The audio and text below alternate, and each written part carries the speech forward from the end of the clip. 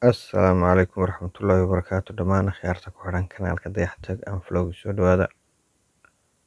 dhawaada muuqaal cusub ehel asxaabba.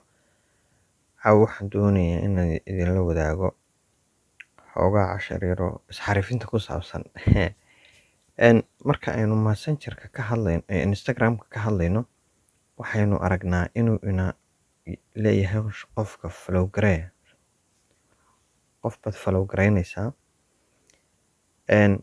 laakiin Facebook wuu ka duwan yahay. Facebook wuxuu yiraahdaa add friend. Marka waxaan rabnaa caawa inaan halkaa add friend-ka ka bedelno oo aynu follow nidhaahno. Bal ila socda markaasaan sameynaynaa intaynaa casharka bilaabin. Haddii kanaalka ku cusub tahay fadlan ku soo biir oo subscribe saar, muuqaalkana like saar. Mahadsanid. Waxaynu toos u tegaynaa Facebook-ga,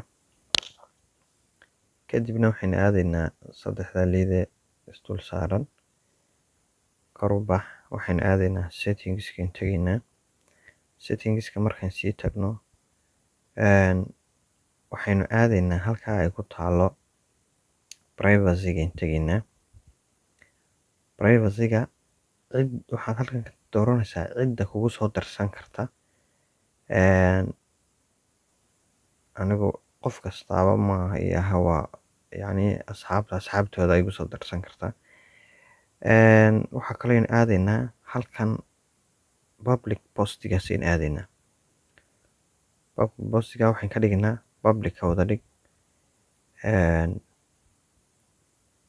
Macluumaadka ku qoran waa macluumaad iska kooban runtii oo waxay kuu sheegayaan inay post-gaagani public noqon karo, adigu dadka kala dooran karto.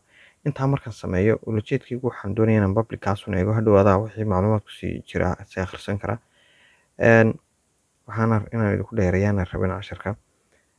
Intaa markaad tagto waxaynu eegaynaa halkan aan ku noqonaynaa. Waxaan eegayaa siduu u soo baxayo.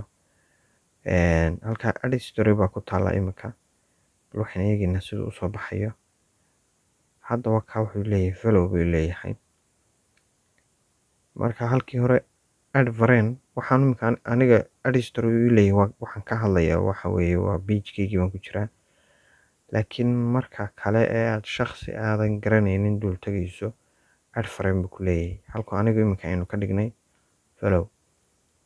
Xoogaa yar isxarifin san hore u sheegay.